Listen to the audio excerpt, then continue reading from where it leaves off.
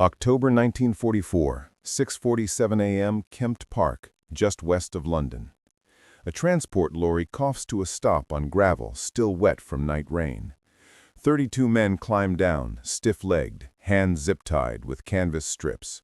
Feldwebel Hans Müller, 23, captured 3 days ago in Normandy, expects dogs, expects batons, expects the England his officers promised, an island of vengeance where German soldiers are left to rot. Instead, a British sergeant approaches with a clipboard and a dented thermos. "Tea while we sort the pipework. You've had a long ride." Müller stares at the tin cup. Steam rises into cold air. The sergeant pours without ceremony, moves down the line. No one drinks at first. They wait for the trick. It doesn't come.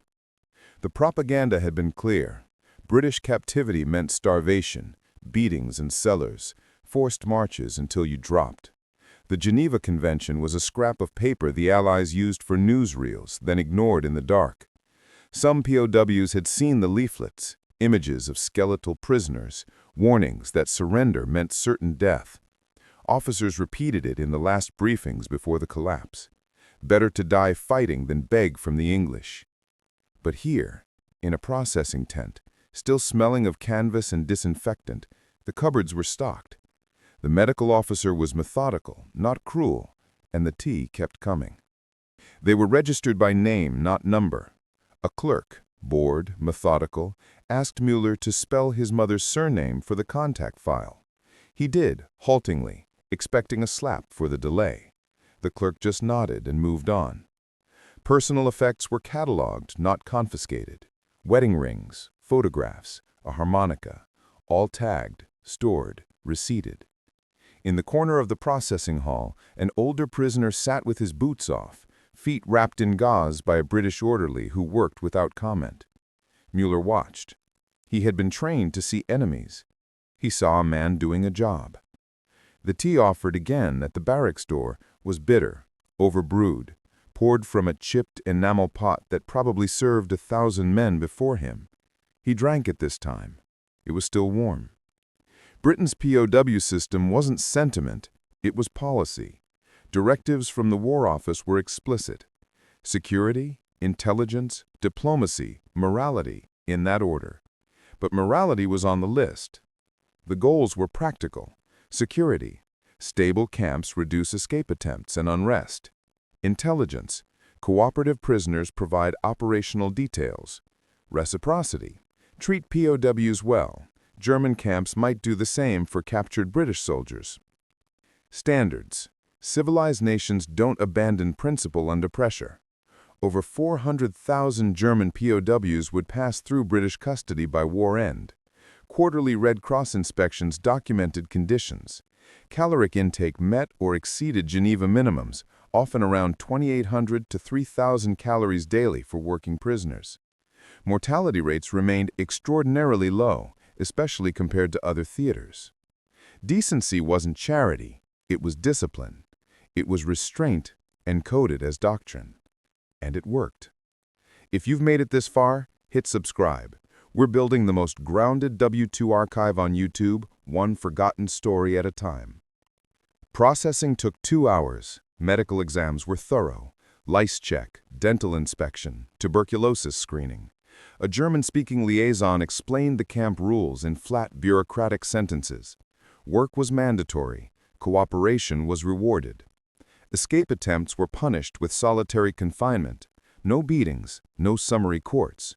One commandant was known to say, "The barbed wire is the punishment. We don't need to add to it." Müller was assigned to Hut 7, Bed 14. The mattress was thin but clean. A wool blanket, British Army issue, weighted, folded at the foot. Then came the first meal. Boiled potatoes, tinned meat, bread with margarine, wheat coffee. It wasn't a luxury, but it was enough. Some men ate slowly, tasting every bite as if testing for poison. Others ate in silence, tears tracking down their face as they turned toward the wall. No one spoke about the tea, but everyone remembered it.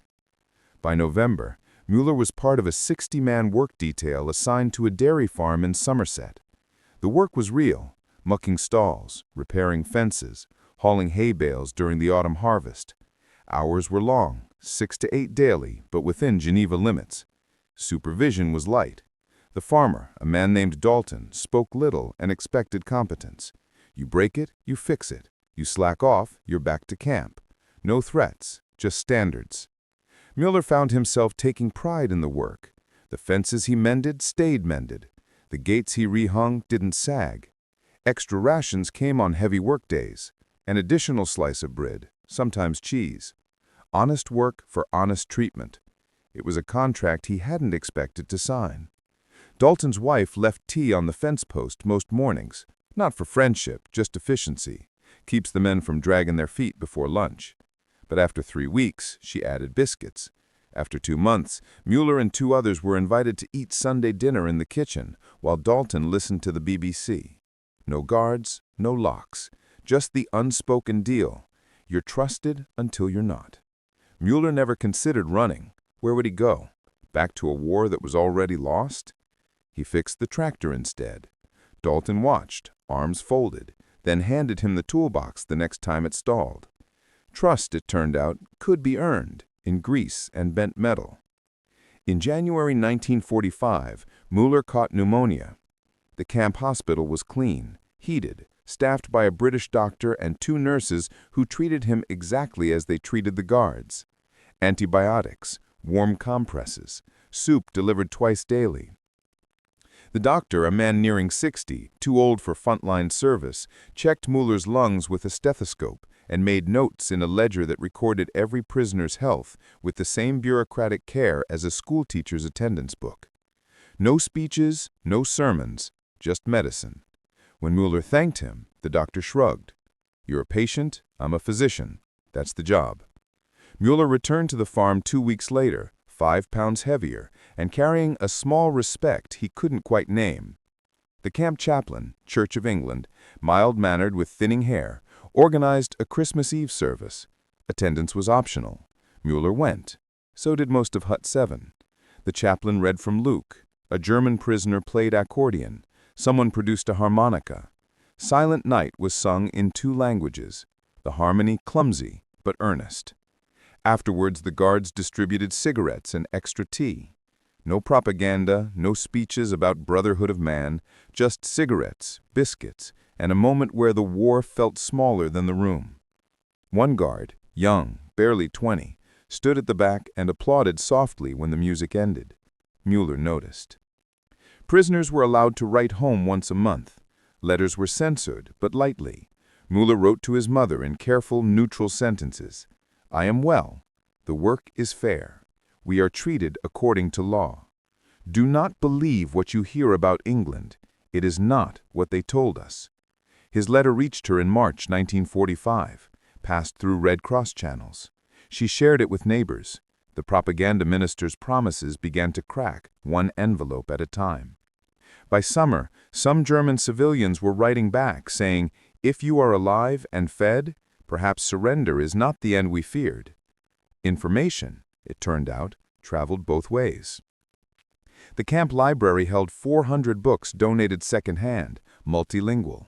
Müller borrowed an English grammar primer, then a novel by Dickens, which he read slowly, dictionary in hand. Some prisoners organized a chess club, others formed a choir. One man, an engineer before the war, taught mechanical drawing in the evenings. Guards occasionally attended, curious. These were small freedoms, but they signaled something larger. You are still human. You still have agency. The barbed wire remained, the guards remained, but within the wire, there was room to grow. In February, a guard lost his temper during a work detail and shoved a prisoner who dropped a crate. The guard was reprimanded the same day, removed from duty for a week. The camp commandant made the announcement at evening roll call. Standards apply to all of us. No elaboration, no apology tour, just accountability. Müller filed the moment away. In his own army, such an incident would have been ignored, or the prisoner would have been punished for clumsiness. Here, the system bent toward fairness, not perfectly, but consistently. Drop a comment below. What surprised you most about this story? We read everyone. By spring 1945, restrictions had loosened. Work details no longer required armed escorts. Müller and others walked unguarded to the farm each morning, a 2-mile trek through fields still wet with dew. Dalton handed him the tractor keys one morning without comment. "Plow the north field. I'll check it this afternoon." No supervision, no test, just a job. Müller plowed straight rows, checked the fuel, parked the tractor in the barn. When Dalton inspected the work, he nodded once. "Good." That was all. But Müller felt something shift inside him, something close to pride.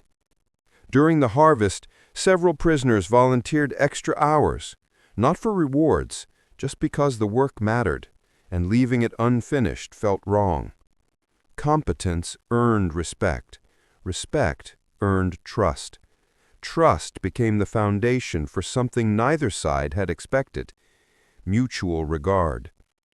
Müller sat on his bunk one evening in April, holding the chipped enamel cup that had become his personal mug. The war was ending, everyone knew it. Germany was collapsing. The propaganda machine had lied about everything: the wonder weapons, the inevitable victory, the subhuman enemies. If they'd lied about the British starving prisoners, what else had been false? Years later, decades later, he would tell an interviewer, "I went into that camp expecting to die. I came out questioning everything I'd been taught, not because someone preached to me, because I was treated like a man." That was the pivot. Not a lecture, not a leaflet, just consistency, restraint, the steady application of civilized standards. It planted a seed, and seeds, given time, grow. The war in Europe ended in May 1945. Repatriation began slowly: logistics, vetting, transportation. Many POs weren't sent home until 1946 or 1947. Some volunteered to stay temporarily, continuing farm and reconstruction work while Germany rebuilt. Some never left. Müller returned to Germany in late 1946. He found his mother alive, his town in ruins, his country trying to remember what it had been before the madness. He kept in touch with Dalton for 30 years. Christmas cards, brief letters, updates about harvests and grandchildren. He never forgot the tea or the blanket or the moment a British sergeant handed him a cup and said, "You've had a long ride." Civilization is not the absence of conflict. It's what you do when conflict gives you permission to abandon principle. Britain didn't treat German POs well because Germans deserved it. They did it because they deserved to remain who they were. Victory without vengeance. Order without cruelty. Strength measured not by the pain you inflict, but by the restraint you maintain when no one would blame you for inflicting it. Müller carried that lesson home in 1946, wrapped in a wool blanket in the memory of bitter tea. The barbed wire came down. The cup remained,